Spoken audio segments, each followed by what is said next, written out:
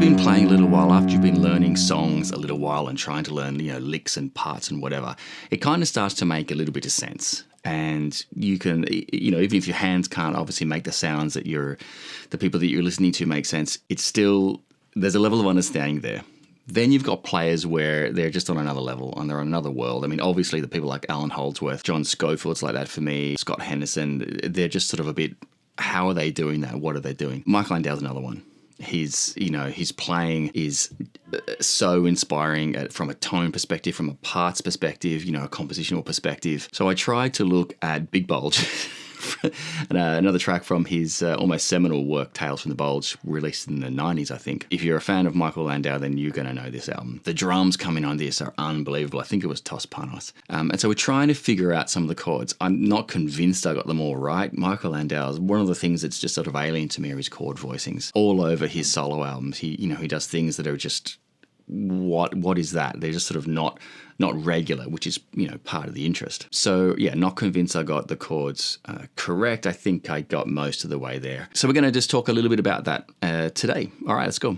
So this is one where a Michael Landau song, I can't say it's in the key of because he's just borrowing tones from everywhere. You're thinking E as a tonal center, not E major, not E minor, not a mode of E, just E. The way I'm looking at this, if I'm trying to think of what he's thinking about, is any notes available. Any of the 12 notes, 12 tones are available in and around sort of E as your home. So the first chord looks like an E minor. If you think of an E minor triad played a 7th fret on the A string, you're going to be playing these notes. Okay, starting with the 4th there, B and E, bend them in with the bar, and then hit the G on top. Okay, and then I'm hearing, you can definitely hear G and D, but I'm hearing the A as well.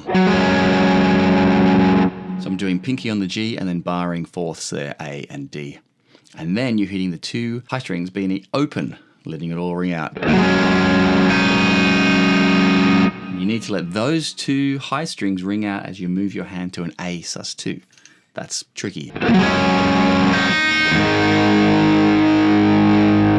All right.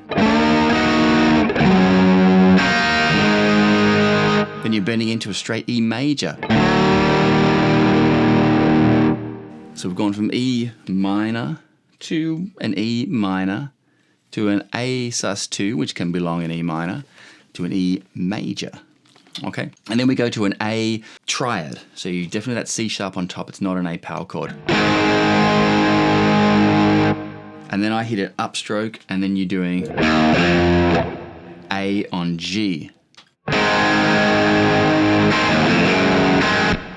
Okay, so that one there is not a G chord. A on G. So.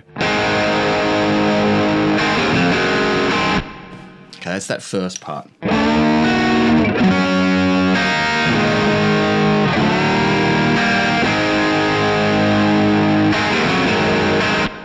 Okay, now let's tackle the second part.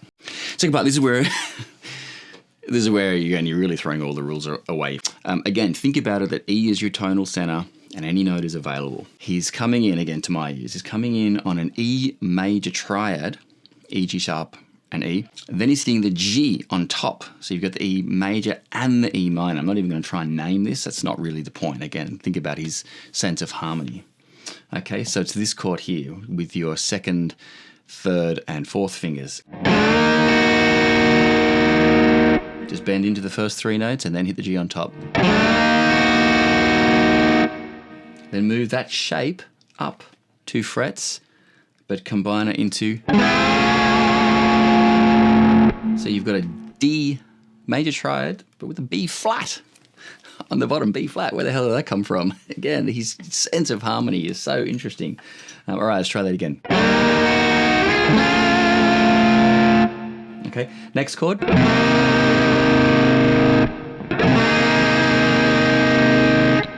C sharp, B, E, and A.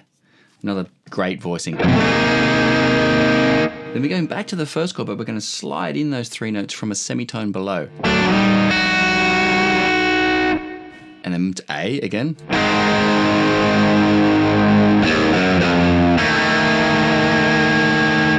that bit is cool. So it's an A, then hit the A again. Then you're doing open E, G, F sharp. So that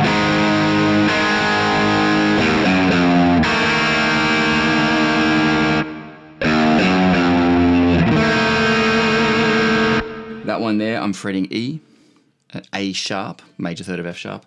And then the two high strings open, B and E. It's quite a common, you might know it this way. So F major try, but lift your first finger up to have them open.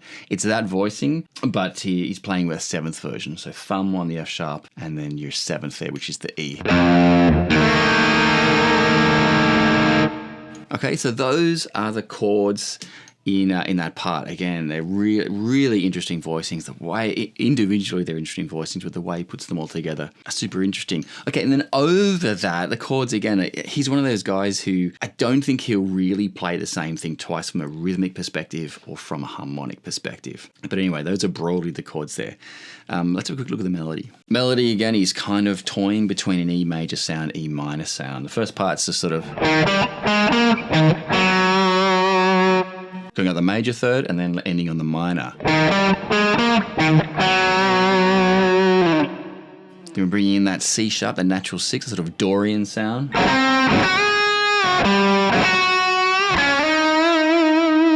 So it's kind of a minor sound there, right? Really nice bend from the C sharp, the G up. Then a G sharp.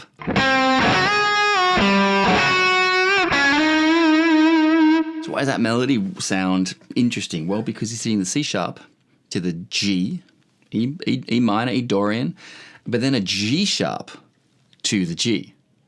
But not in that bluesy sense. He's really hitting that.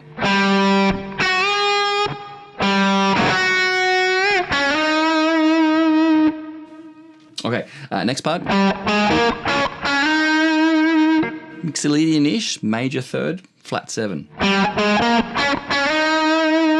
And then this little part, you're going C sharp E, C E down to the A, bending up on the C and C sharp.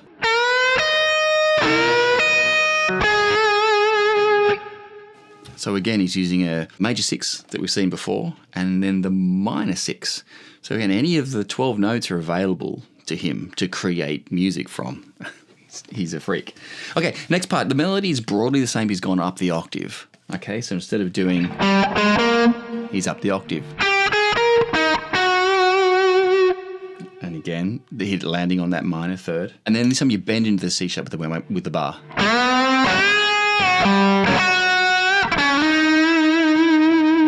The rhythm guitar is doing a little.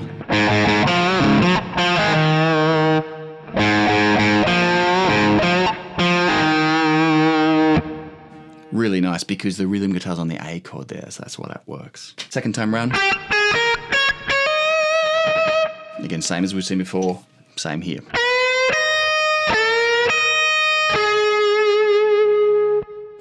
Okay, now that rhythm guitar part in whatever time it is. Let's have a look at that.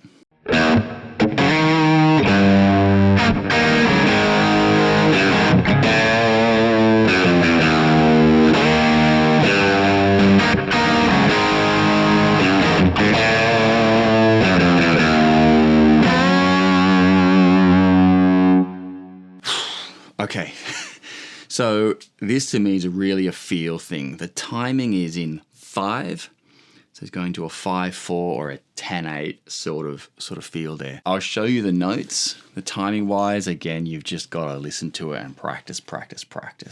It's coming in on the bottom E string. First time around, he just hits a single note, D up to E on the octave.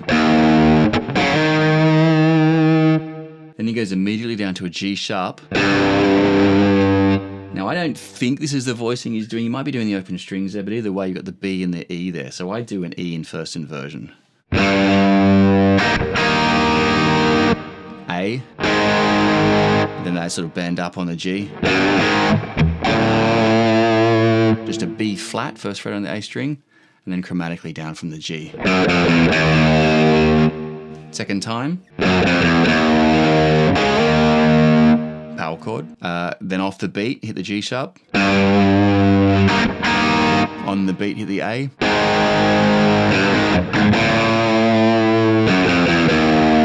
And then I just came in on one of the chords from the beginning. Okay, timing wise, this comes in just off the beat. This E on G sharp comes in straight off the beat, on the off beat, and then the A is on the beat. Okay, so 2, 3, 4.